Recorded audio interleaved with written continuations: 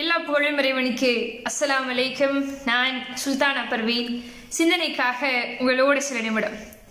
ஒரு ஊர்ல ஒரு கிராமவாசி என்ன பண்றாரு, ஒரு கிளியை விலைக்கு வாங்குறார். அந்த கிளிக்கு பேசுவதற்கு நிறைய வார்த்தைகளை கற்றுக் கொடுக்கிறார். ஆனா கிளி என்ன பண்ணுது, ஒரே ஒரு வார்த்தையை மட்டும் கற்றுக்கொள்கிறது. என்ன வார்த்தை அப்படின்னா, அதுல என்ன சந்தேகம் அப்படிங்கிற அந்த வார்த்தையை மட்டும் கிளி கற்றுக்கொள்கிறது. என்ன பேசினாலும், என்ன கேள்வி கேட்டாலும் திரும்ப திரும்ப அது சொல்லக்கூடிய ஒரே வார்த்தை, அதுல என்ன சந்தேகம்ங்கிறதா. கிராமவாசி பார்க்குற வரைக்கும் பார்த்துட்டு என்ன பண்றாரு, அதை விற்கலாம்னு முடிவு பண்றாரு. இப்போ சந்தையில போய் அந்த கிளியை விற்பதற்காக அவர் உட்கார்ந்துருக்காரு. ஒரு மாணவன், ஒரு சின்ன பையன் வந்து அந்த கிளியை வாங்கறதுக்காக வரான். இப்போ அந்த கிராமவாசியை பார்த்து அந்த பையன் கேட்குறான், கிளி பேசுமா அப்படின்னு. இப்போ அந்த கிராமவாசி சொன்னார, நீயே கேட்டு பாரு. இப்போ இந்த பையன் கேட்குறான் கிளிகிட்ட, உனக்கு பேச தெரியுமா? உடனே கிளி சொல்லுது, அதில் என்ன சந்தேகம்? இப்போ அவனுக்கு ரொம்ப சந்தோஷமாயிடுச்சு. ரெண்டாவது கேள்வியை கேட்குறான், உனக்கு பாட தெரியுமா?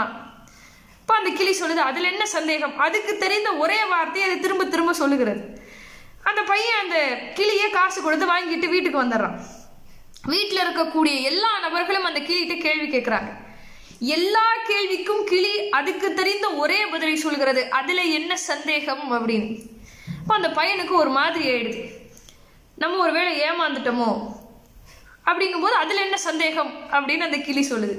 நான் முட்டாளாயிட்டேன், உன்னை வாங்கி நான் ஏமாந்துட்டேன் அப்படின்னா அதில் என்ன சந்தேகம் அப்படின்னு கிளி சொன்ன உடனே அவனுக்கு ரொம்ப ஒரு மாதிரி ஆகி பார்க்குற வரைக்கும் பார்த்துட்டு அவனும் என்ன யோசிக்கிறான், பேசாம நம்மளும் இந்த கிளியை வித்துடலாம் அப்படின்னு சொல்லிட்டு அம்மா அப்பா கிட்ட போய் சொல்றான், எனக்கு இந்த கிளி பிடிக்கல, நான் எதை கேட்டாலும் அதுல என்ன சந்தேகம்னு சொல்லி இது என்ன ரொம்ப சங்கடப்படுத்துது, நான் முட்டாளா அப்படின்னு கேட்டா அதுல என்ன சந்தேகம்னு இந்த கிளி என்னையே பார்த்து சொல்லுது, தயவு செஞ்சு இந்த கிளியை வித்துருங்க அப்படின்னு அந்த பையன் சொல்றான்.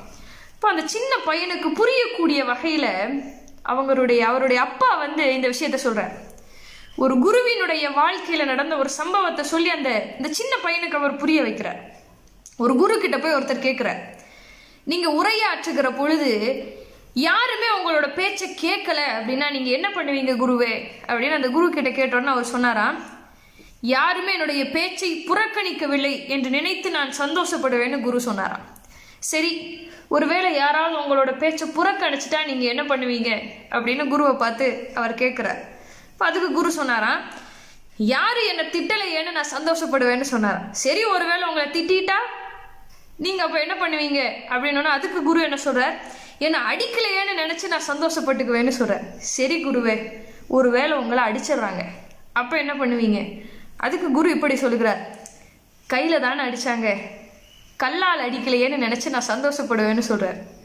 சரி, உங்களை ஒருவேளை கல்லால் அடிச்சாங்கன்னா நீங்க என்ன பண்ணுவீங்க அப்படின்னு அவர் கேட்டோன்னா குரு சொன்னாராம், கல்லால தானே அடிச்சாங்க, எந்த ஆயுதத்தையும் கொண்டு என்னை தாக்கலையே அப்படின்னு நினைச்சு அதுக்கும் நான் சந்தோஷம்தான் படுவேன்னு சொன்னாராம்.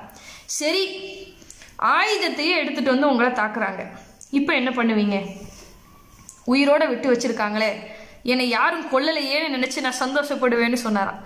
எல்லாத்தையும் கேட்டுட்டு அந்த நபர் இப்படி கேட்குறார், சரி குருவே, ஒருவேளை கோவத்தில் உங்களை கொன்னுடுறாங்கன்னு வைங்களேன், நீங்க செத்துட்டீங்க, அப்படி ஒருவேளை உங்களை கொன்னுட்டாங்க அப்படின்னா நீங்க என்ன பண்ணுவீங்க? இந்த உலக வாழ்க்கையிலிருந்து என்னை விடுவித்து விட்டார்கள்னு நினைச்சு அப்பவும் நான் சந்தோஷம்தான் படுவேன்னு குரு சொன்னாராம். இந்த விஷயத்த தன்னோட சின்ன பையனுக்கு சொல்லி கொடுக்குறார்.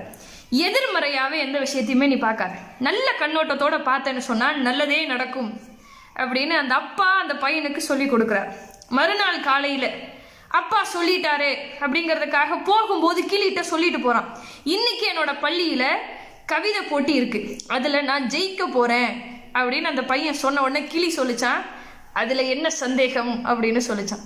அந்த வார்த்தை அவன் மனசுக்குள்ள ஒரு சந்தோஷத்தை ஏற்படுத்துகிறது. அதே சந்தோஷத்தோடவே பள்ளிக்கூடத்திற்கு போகிறான். போட்டியில வெற்றி பெற்று பரிசு வாங்கிட்டு வரான். சந்தோஷத்தோட வந்து கிளியை பார்த்து சொன்னானா, நான் இன்றைக்கு கவிதை போட்டியில முதல் பரிசு வாங்கியிருக்கேன், அதுக்கு காரணம் நீ தான் அப்படின்னு சொன்ன உடனே அதில் என்ன சந்தேகம் அப்படின்னு கிளி கேட்டுச்சான். என்னைக்குமே உங்களுடைய குழந்தைகளுக்கு நம்பிக்கை தரக்கூடிய வார்த்தைகளை கற்றுக் கொடுங்கள். நேர்மறையான வார்த்தைகளை பிள்ளைகளுக்கு சொல்லிக் கொடுங்க. டே ஃபெயில் ஆயிராதடா அப்படின்னு குழந்தைகளுக்கு சொல்லிக் கொடுக்காதீங்க, பாஸ் ஆயிட்டு வான்னு சொல்லிக் கொடுங்க. தோத்து போயிடாதன்னு சொல்லி கொடுக்கறத விட ஜெயிச்சுட்டு வான்னு உங்களுடைய குழந்தைகளுக்கு கற்றுக் கொடுங்க. அஸ்ஸலாமு அலைக்கும்.